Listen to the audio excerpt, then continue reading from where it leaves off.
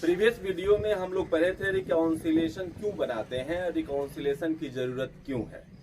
इसके साथ साथ हम लोग कॉस्ट अकाउंट और फिनेंशियल अकाउंट में डिफरेंस के डिफरेंट कॉजेज की स्टडी किए थे।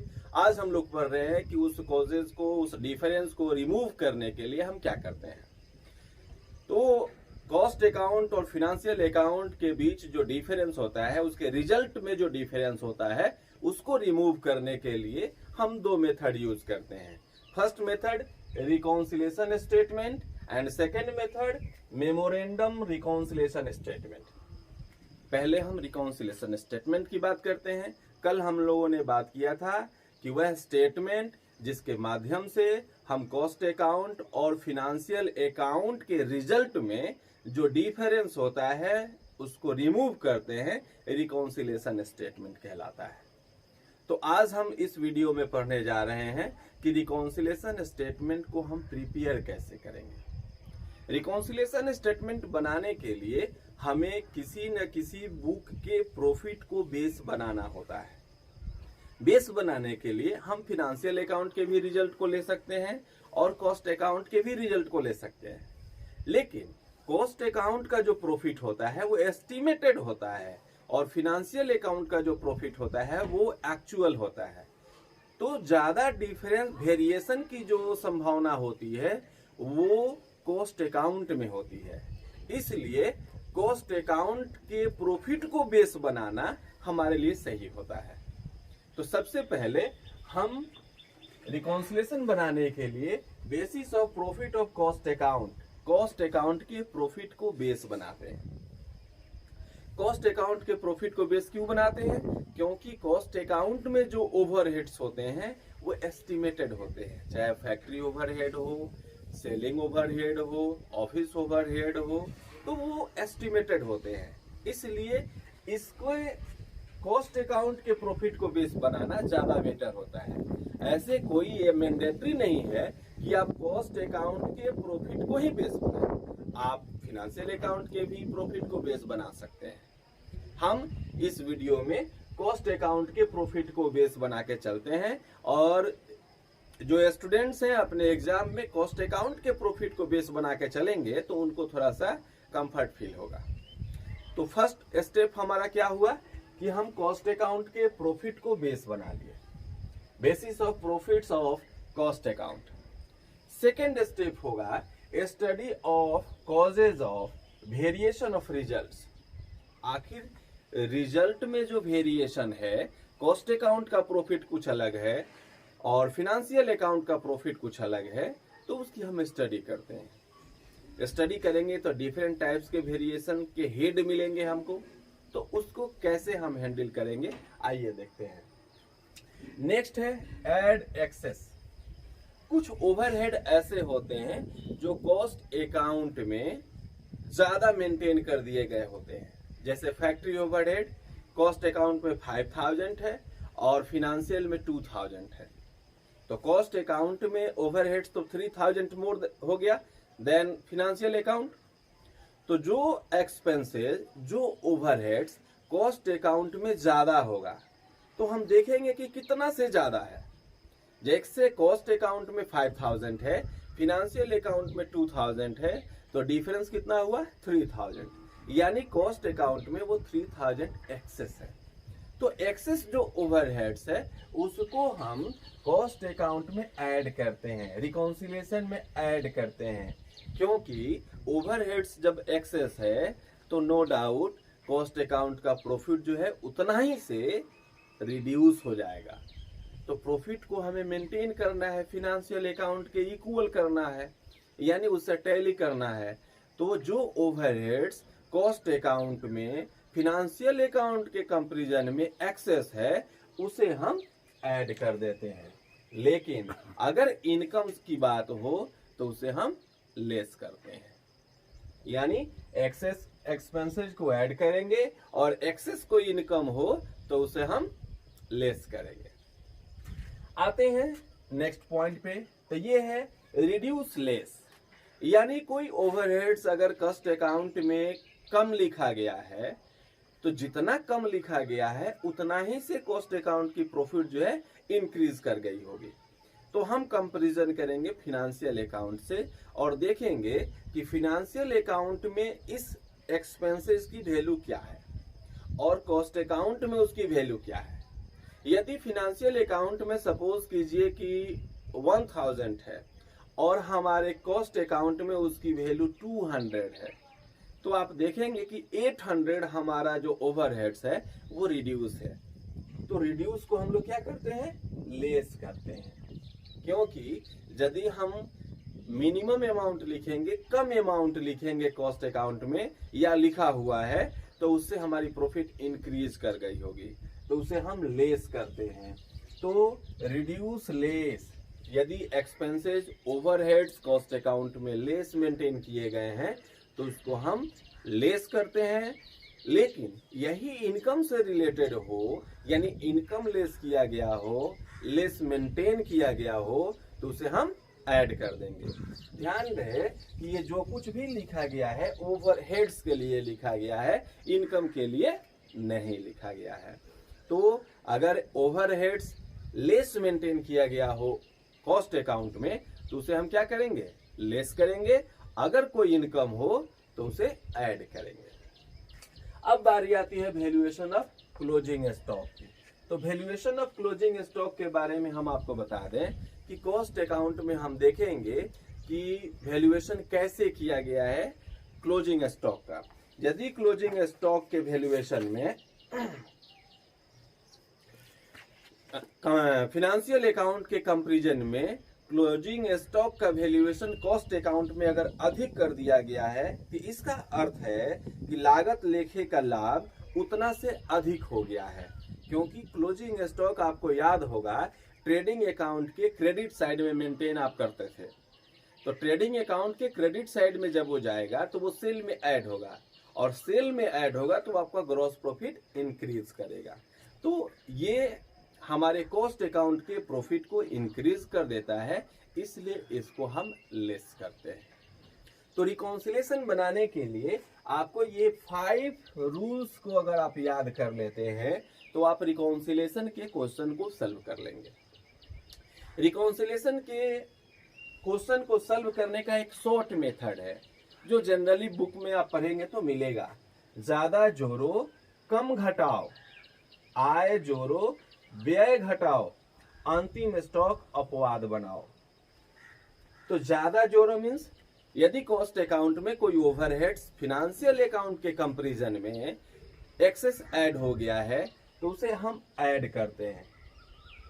जैसे कॉस्ट अकाउंट में कोई एक्सपेंसेस 3000 है और फिनेंशियल अकाउंट में वही एक्सपेंसेस 2000 है, तो कॉस्ट अकाउंट का एक्सपेंसेस तो 1000 मोर देन हुआ ना फिनेंशियल अकाउंट के, तो उसे हम व्हाट ऐड करेंगे, 1000 को ऐड करेंगे।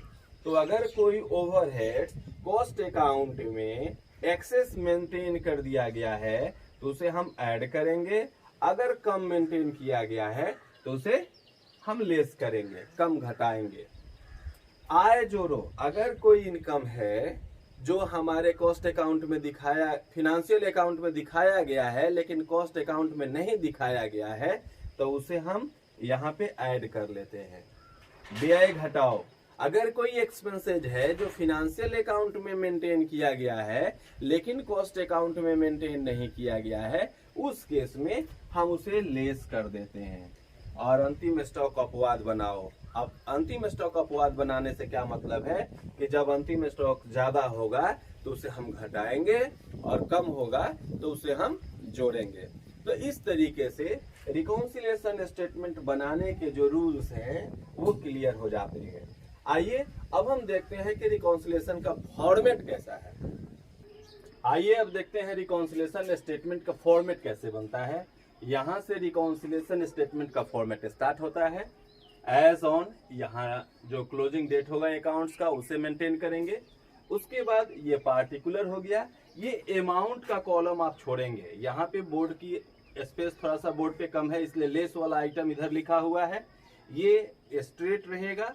इसके नीचे हम लेस करेंगे और ये जो पार्ट है ये हमारे अमाउंट का पार्ट है, इसलिए आप इसे अमाउंट के पार्ट को छोड़ के रखेंगे। सबसे पहले हम ऐड करेंगे, तो वो हमने बताया था कि रिकॉन्सिलेशन स्टेटमेंट को बनाने के लिए आपको किसी न किसी अकाउंट्स के प्रॉफिट को बेस बनाना होता है। तो यहाँ पे हमने बेस बनाया है कॉस्ट अकाउंट के प्रॉफिट को। तो सबसे पहले लिखेंगे profit as per cost account. आप कॉस्ट अकाउंट भी लिख सकते हैं, अगर आपके बुक में कॉस्ट शीट दिया है तो आप कॉस्ट शीट भी लिख सकते हैं, और यदि कॉस्ट रिकॉर्ड्स लिखा है तो आप कॉस्ट रिकॉर्ड्स भी लिख सकते हैं।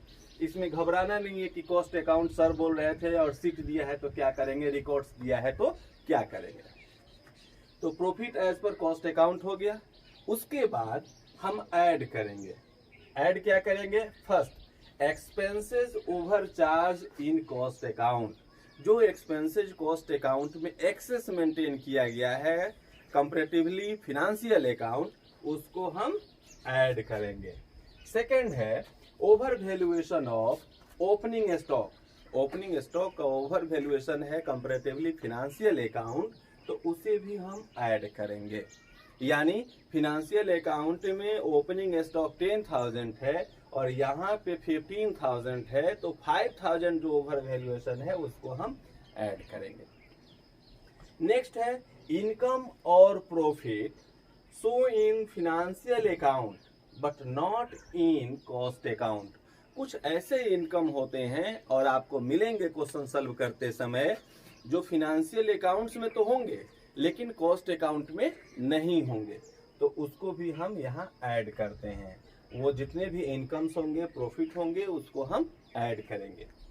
Next under valuation of closing stock in cost account. यदि क्लोजिंग स्टॉक का वैल्यूएशन कम किया गया है, अंडर वैल्यूएशन यानी कम किया गया है फिनेंशियल अकाउंट के कंपैरिजन में, तो आप याद रखेंगे उसे हम ऐड करेंगे।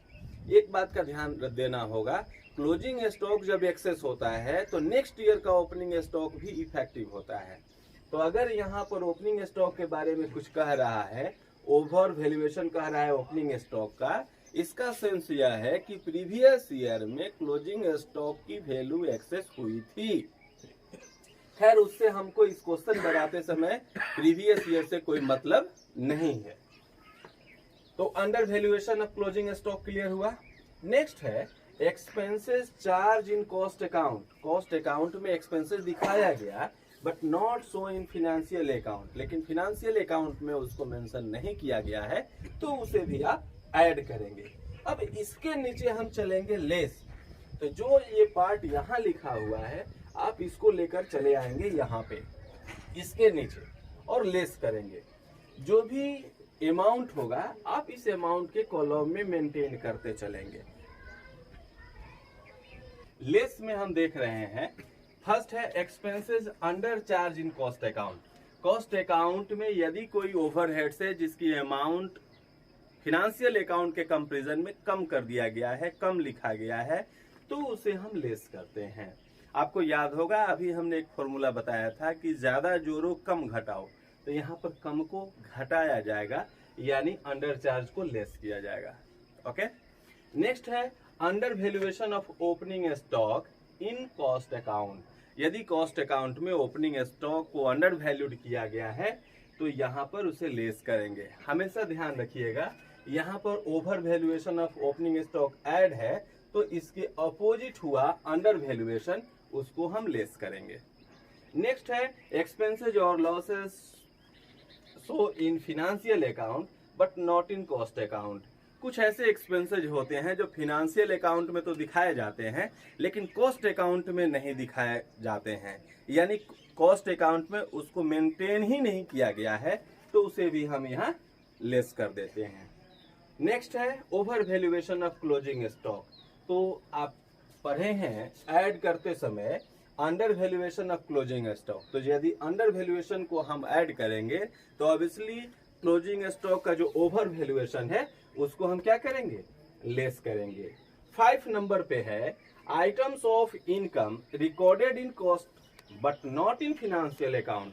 कभी कभी कुछ ऐसे इनकम होते हैं जो हमारे कॉस्ट अकाउंट में तो मेंटेन होते हैं लेकिन फिनेंशियल अकाउंट में मेंटेन नहीं होते हैं, तो उसे भी हम रिकॉन्सिलेशन को बनाते समय लेस कर देते हैं। अब टोटल ऐड को ऐड कर लीजिए, जितने भी ऐड वाले आइटम्स हैं उसको टोटल कर लीजिए, लेस वाले आइटम्स हैं उसको टोटल कर लीजिए। जब आप बैलेंस कैलकुलेट कीजिएगा तो जो बैलेंस होगा वो निश्चित रूप से profit as per financial account होगा, क्योंकि आप चले थे कॉस्ट अकाउंट के प्रॉफिट से तो आप स्टे करेंगे फिनेंशियल अकाउंट की प्रॉफिट से।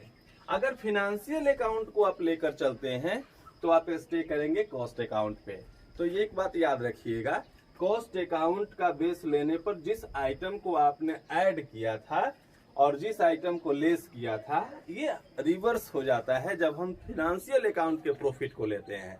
यानी फिनेंशियल अकाउंट के प्रॉफिट को यदि हम बेस बनाते हैं तो ये ऐड वाला आइटम लेस हो जाएगा और लेस वाला आइटम जो है ऐड हो जाएगा। तो इस तरीके से ये आपका सेकंड वीडियो में रिकॉन्सिलेशन कंप्लीट होता है। आप इस वीडियो को एक दो बार देख लेंगे तो आपसे आसानी से क्वेश्चन बनने लगेगा। ऐसे हम नेक्स्ट वीडियो में इस चैप्टर के जो इम्पोर्टेंट क्वेश्चन है उसको सॉल्व करेंगे। तब तक आप हमसे जुड़े रहिए। Best of luck. Thank you.